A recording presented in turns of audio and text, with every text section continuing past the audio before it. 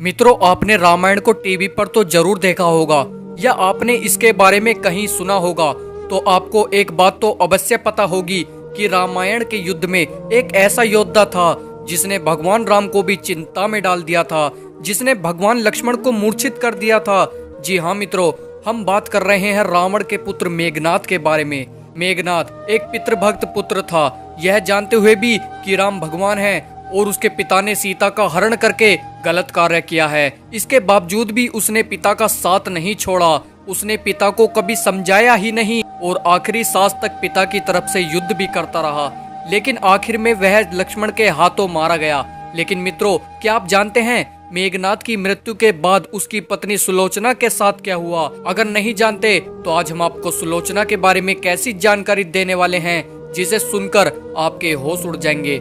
युद्ध के समय जब मेघनाद अपनी माता मंदोदरी से मिलने पहुंचा तो मंदोदरी मेघनाद से बोली, इंसान मुक्ति की तरफ अकेले जाता है पुत्र।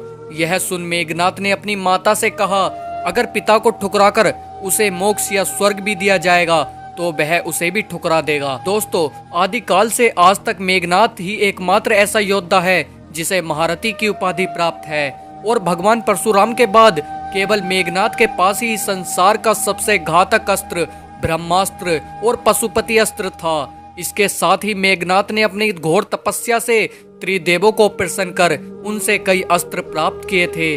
मेघनाद ने स्वर्ग के देवताओं को भी पराजित किया था और इंद्रजीत को पराजित करने के बाद ही उसका नाम इंद्रजीत पड़ा था।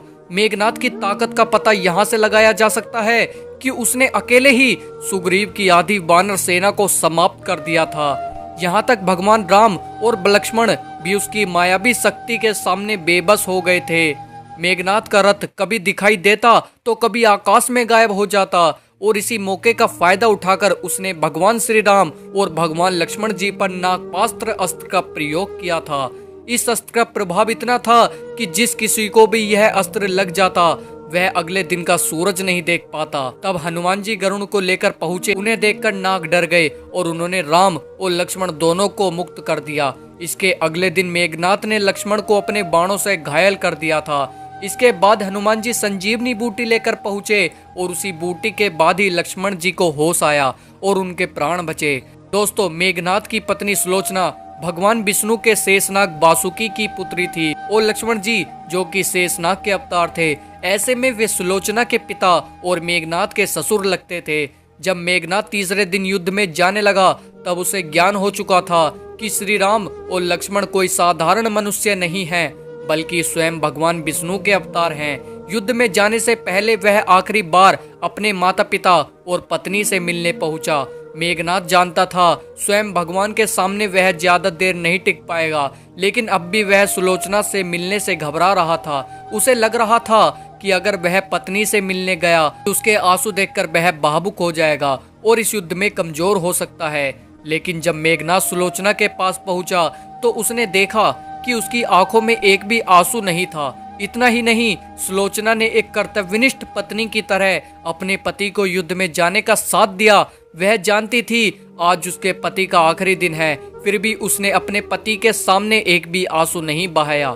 युद्ध से पूर्व भगवान राम ने लक्ष्मण से कहा था, सुलोचना एक पतिव्रता नारी है, इसलिए मेघनाद का सर भूमि पर नहीं गिरना चाहिए। लक्ष्मण ने मेघनाद का सर धड़ से अलग करके श्री राम के चरणों में रख दिया था।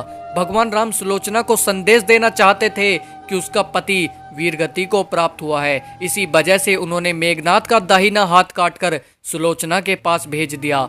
हाथ देखकर सुलोचना को यकीन नहीं होता, इसलिए उसने भुजा से युद्ध का वृत्तांत लिखने को कहा।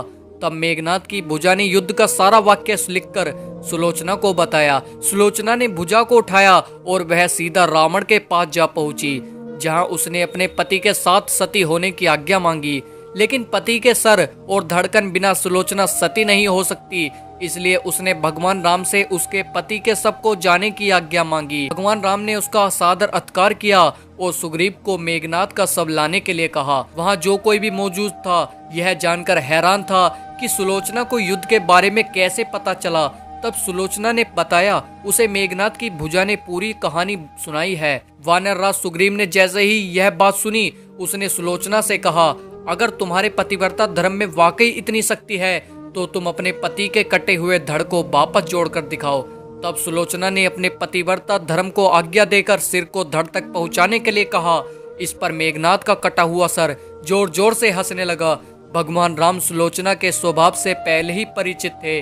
अपने पति का शरीर लेकर सुलोचना लंका आई, जहां समुद्र किनारे सभी सैनिकों के साथ मेघनाथ की अर्थी सजाई गई। जलती अग्नि में सुलोचना अपने पति का शव लेकर बैठ गई और सती हो गई। मित्रों, क्या आप इस कहानी के बारे में पहले से जानते थे? अगर हाँ तो हमें कमेंट करके जरूर बताएं, और ये वीडियो पसंद आई हो तो इस वीडियो को एक लाइक जरूर कर दीजिए।